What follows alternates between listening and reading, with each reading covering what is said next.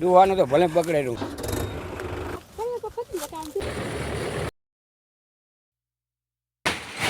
કેમ છો બધા ખેડૂત મિત્રો? મજામાં? આશા રાખું છું કે બધા મજામાં જ હશો.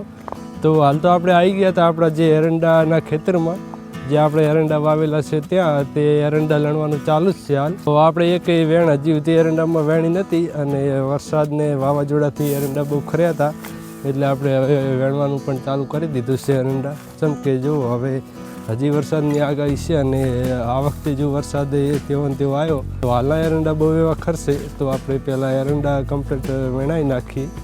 તો તમે જુઓ આ રહ્યા તે એરંડા, અને એરંડા તમે જુઓ તો આ રીતના કંઈક એરંડા ભાગી ગયા હતા વાવાઝોડાના લીધે.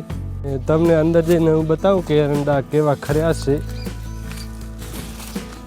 તો તમે જુઓ અહીંયા તમે દેખાતું જ હશે તમે એરંડા કેટલા એરંડા ખરી ગયા છે. તો તમે જુઓ આ ભાગમાં એરંડા વીણાઈ ગયા છે, અને તે વેણીને આ ઢગલો પડ્યો તમે એરંડા જુઓ.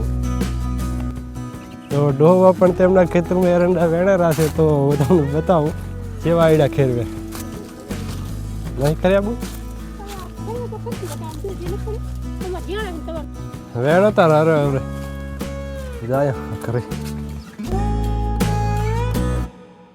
તો ચલો હવે જે ઘેર અને જે આપણે ચણાનું ખેતર ખાલી થયું તેમાં આપણે કલ્ટિવેટરથી ઊંડી ખેડ કરી નાખીએ, કેમ કે તેમાં ખડ બહુ થઈ ગયું છે એટલે ખડ પણ નીકળી જાય, અને ઊંડી ખેડ કરી નાખીએ એટલે તે જમીન પણ તપતી થઈ જાય. તો આ જો આપણું ચણાનું ખેતર, જેમાં આજે આપણે કલ્ટિવેટર લગાવવાની હતી પરંતુ ટાઈમ મળ્યો નથી, તો કાલે આપણે આમાં કલ્ટિવેટર લગાવી દઈશું. અને આપણે જુઓ હાલ સાંજના ટાઈમે આપણે આવી ગયા હતા આપણા ખેતરમાં આંટો મારવા માટે. તો આપણે સવારમાં ખેતરમાં આવી ગયા હતા, કેમ કે તમે જુઓ આપણે જે ઘઉં વાઢલ પડ્યા હતા તે ભેગા પણ કરી નાખ્યા છે, અને ત્યાં થ્રેસર પણ આવી ગયું છે. તો આ આપણી નેટ રહી, આ આપણી નેટમાં આપણે ઘઉંને છૂટા નાખી દઈશું, અને પછી બોરી ભરી નાખીશું. એટલે પહેલાં તો આપણે તે બધાએ ઘઉં કઢાવી નાખીએ.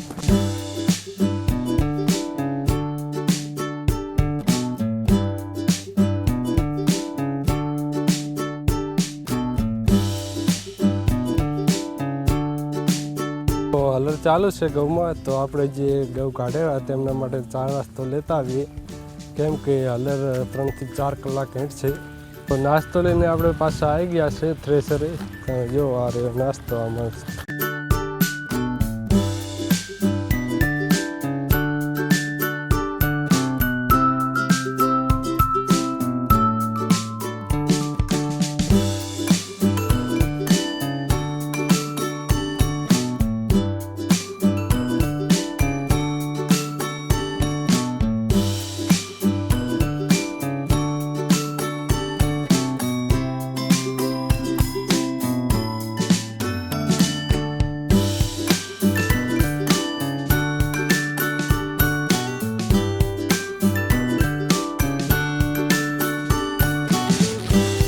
તો ઘઉં થોડા છવટા છે એટલે હલરમાં નીકળવામાં થોડો ટાઈમ લાગેલો છે વધારે, કેમ કે જો આપણે જે દિવસે વાઢ્યા હતા તે દિવસે ભેગા કરાવી નાખ્યા હતા, એટલે ઘઉં થોડા લીલા છે.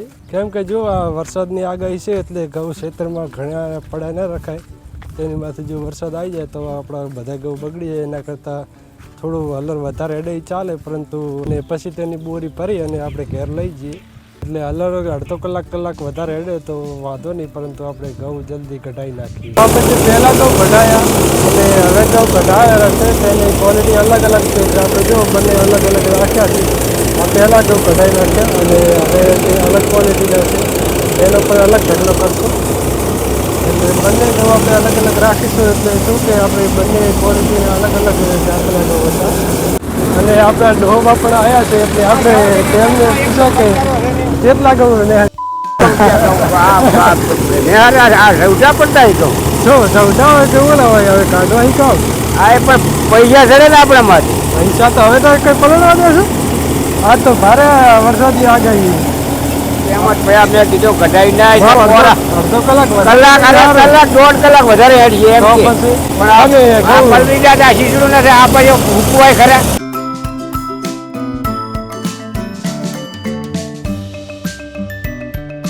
ફાઇનલી ગાઈસ આપણે ઘઉં કાઢી નાખ્યા છે બધા જ. તો હવે આપણે હાલ તો ઘરે આવી ગયા હતા, તો હવે આપણે થોડી વાર રહી અને પછી જઈશું ત્યાં અને બધા જ ઘઉં આપણે બોરીમાં ભરી નાખશું અને પછી હું તમને બતાવું કે આપણે કેટલા ઘઉં થયા છે. તો હાલ તો આપણે ટ્રેક્ટર અને ટ્રોલી લઈને આવી ગયા હતા ઘઉં ભરવા માટે. જે આપણે કઢાયા તે ઘઉં હવે આપણે કમ્પ્લીટ ભરી નાખીએ અને પછી આપણે જે રાતે ચણા કઢાયા તે આપણા જે ખેતરમાં પડ્યા છે એટલે પછી આપણે તે ચણા ભરીને ઘરે લાવી દઈએ. તો તમે જુઓ આવડો કાંક ચૂચીને ઢગલો થયો છે અને ઘઉં પણ હું તમને બતાવું કે કેટલા નીકળ્યા છે. તો જો કાંઈક આટલા ઘઉં થયા છે. આ બિયારણ પણ અલગ છે અને આ પણ અલગ છે. પહેલાં તો આપણે આ બધા ઘઉં ભરી નાખીએ બોરીઓ અને પછી આપણે આ ટોલામાં ચડાવી દઈએ.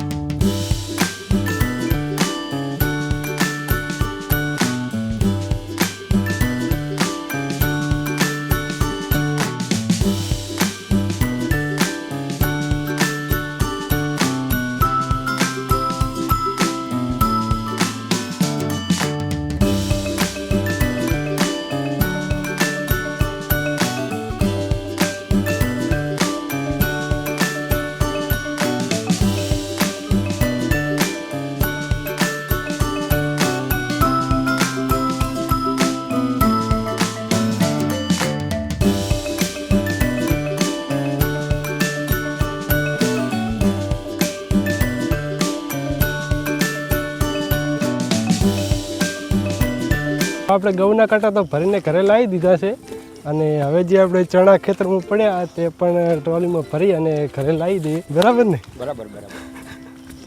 નકે વરસાદ આવ્યો તો બધે પલાળીને બેઠા હશો પછી. ડોવાનું તો ભલે પકડેલું. ડોહે તો ચારે લોહે કરી નાખી બધું. રાતરામ કર્યો ડોહો પલાળવા દેતો હજી એ તો બગડેલું. એટલે માલવાળા તો નહીં બગડવા દો. મેણ્યું લઈ આવ્યો ઘોડા 800 રૂપિયાનો. 1% ઢગલો કર્યો હશે ને તો તારા એ તો 1 ઠકાણે પડ્યો છે પણ ઓલા બીજા પલરે એવા છે ને ક્ષેત્રમાં ઉઘડી પડ્યા એ બધા ઉકાળ્યા બધા.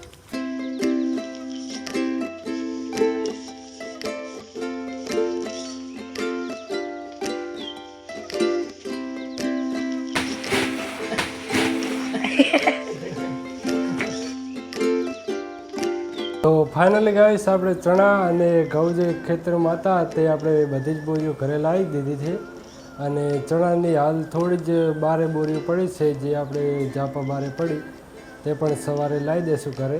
આપણે જેટલો પણ શિયાળો મોળ હતો તેટલો ઘરે લાવી દીધો છે અને હવે ખેતર કમ્પ્લીટ ખાલી થઈ ગયા છે એટલે આપણે હવે ખેડવાનું કામ ચાલુ કરવાનું છે. તો આજની વિડીયોમાં બસ આટલું જ. મળીએ જલ્દી બીજા વિડીયોમાં. તો વિડીયોને લાઇક કરી દેજો, શેર કરી દેજો અને સાથે સાથે આપણી ચેનલ સબસ્ક્રાઈબ પણ કરી દેજો. તો જલ્દી મળીએ બીજા વિડીયોમાં. ત્યાં સુધી જય હિન્દ, જય ભારત.